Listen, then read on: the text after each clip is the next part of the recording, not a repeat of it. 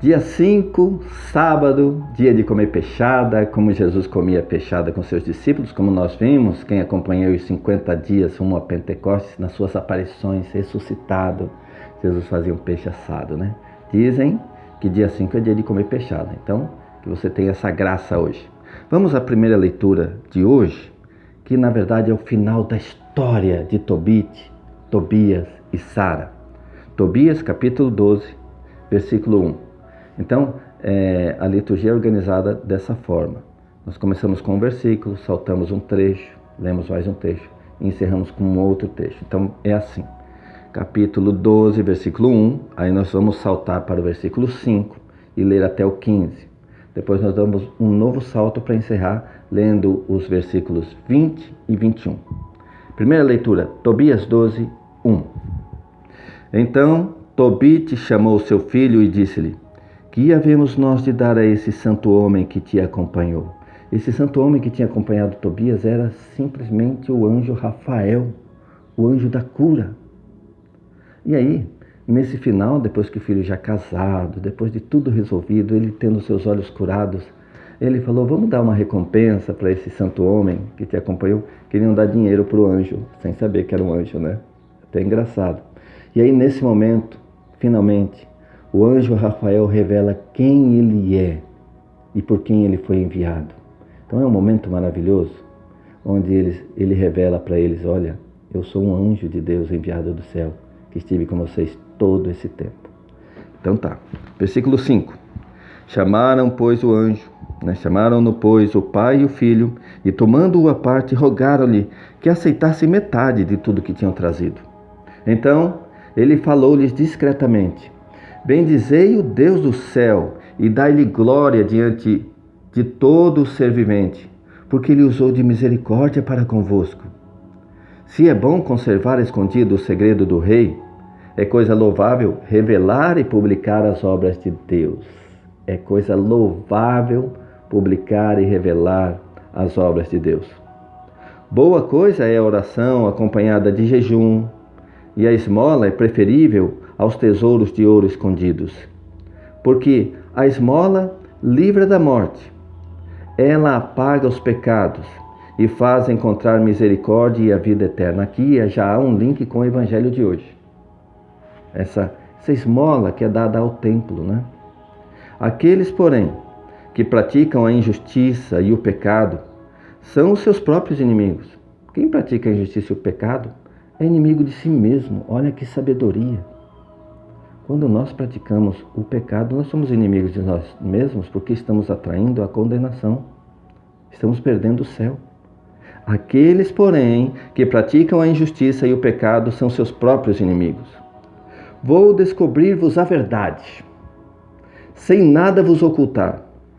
Quando tu, Tobit, oravas com lágrimas e enterravas os mortos, quando deixavas a tua refeição e ias ocultar os mortos em tua casa durante o dia, para sepultá-los quando viesse a noite, eu apresentava as tuas orações ao Senhor. Olha a intercessão aí dos santos. Eu, o anjo, eu apresentava as tuas orações ao Senhor. Então o santo anjo leva nossas orações a Deus. Tobit, ele escondia os mortos dentro de casa porque o rei na época não permitia fazer isso. Então ele escondia dentro de casa os mortos. À noite ele ia sepultar. E ele fazia isso com os filhos de Deus, com os filhos de Israel. Era uma atitude de risco porque ele estava enfrentando o rei, que era contra a sua religião. Versículo 13. Mas porque eras agradável ao Senhor, foi preciso que a tentação te provasse. Foi aí que veio a cegueira. Foi preciso que a tentação te provasse. Agora o Senhor enviou-me para curar-te e livrar do demônio a Sara, porque a oração de Sara também tinha chegado aos céus. E livrar do demônio Sara, mulher de teu filho. Aí ele revela: eu sou o anjo Rafael, um dos 7 que assistimos na presença do Senhor. Olha a revelação aqui, existem 7 anjos que assistem na presença do Senhor. Eu sou um dos 7 que assistimos na presença do Senhor. Agora vamos dar um salto ao versículo 20, quando encerra esse capítulo. É chegado o tempo de voltar para aquele que me enviou. Vós, porém, bendizei a Deus e publicai todas as suas maravilhas. E acabando de dizer essas palavras, desapareceu diante deles. E eles não viram mais nada. Palavra do Senhor, graças a Deus. Eu amo histórias com finais felizes. Bom, vamos agora ao responsório, que hoje não é um salmo. O responsório de hoje é justamente a oração chamada Cântico de Tobit. Ele vai louvar a Deus por tudo que aconteceu na vida dele. Então, responsório de hoje, Tobias 13, 2, 6, 7 e 8. Bendito seja Deus que vive eternamente. Bendito seja Deus que vive eternamente. Porque vós castigais e salvais, porque ele ficou cego e depois ele foi curado. Fazeis descer aos abismos da terra e de lá nos trazeis novamente, de vossa mão nada pode escapar. Compreendei o que fez para nós, dai-lhe graças com todo o respeito. Vossas obras celebrem a Deus e exaltem o Rei sempiterno. E exaltem o Rei sempiterno. Irmãos, quando nós temos o costume de ler a Bíblia e meditá-la, nós nos deparamos com algumas palavras que muitas vezes não sabemos o significado exato. E nós vamos convivendo com essas palavras sem buscar o seu sentido.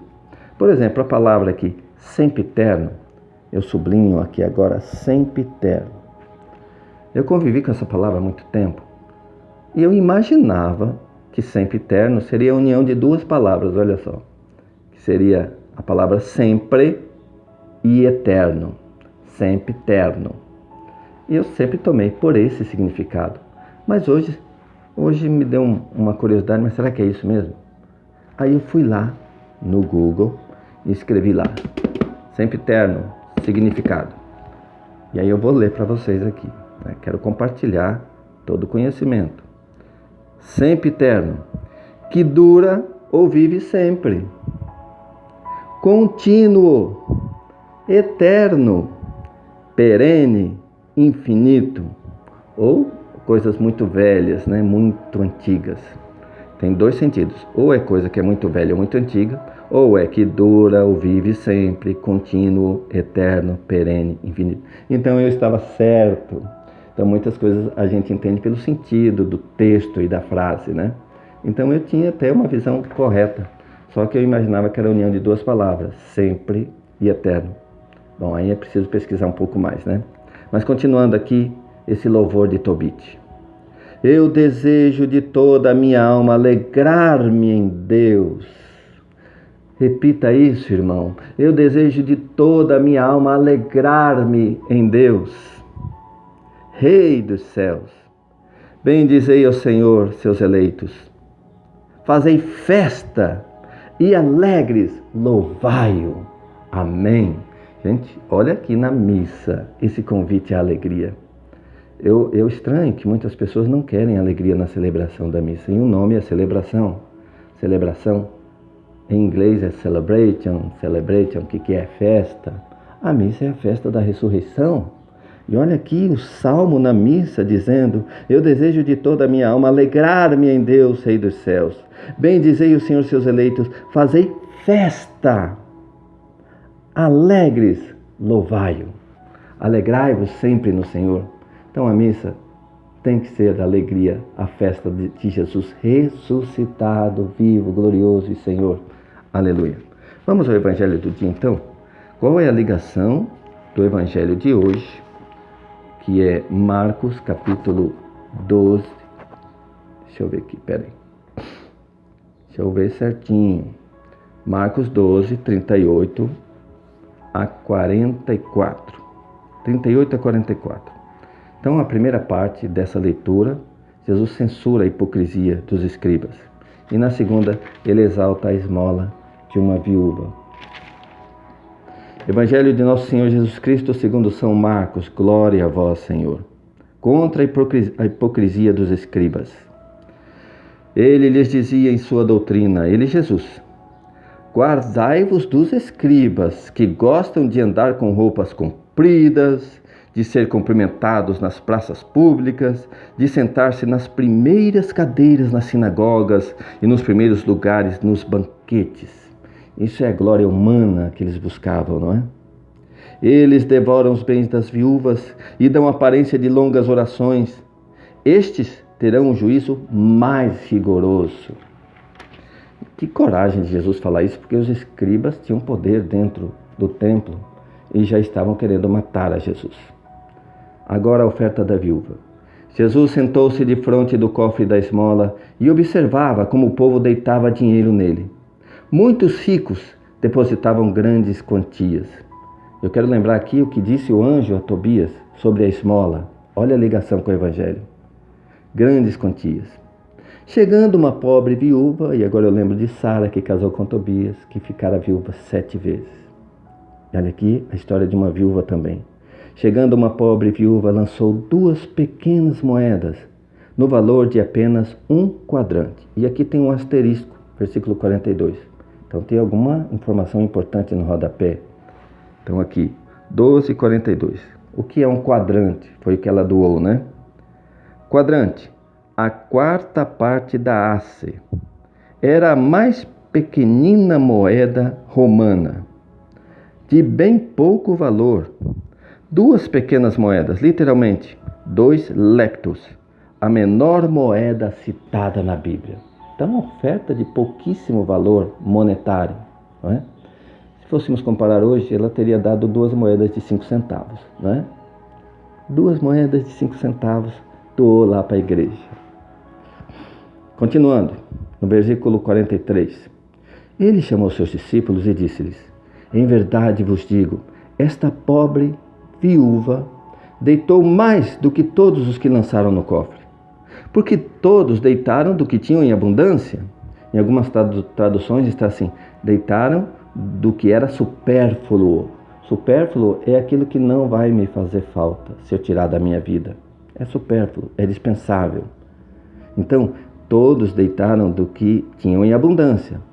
Esta, porém, pôs de sua indigência tudo o que tinha para o seu sustento.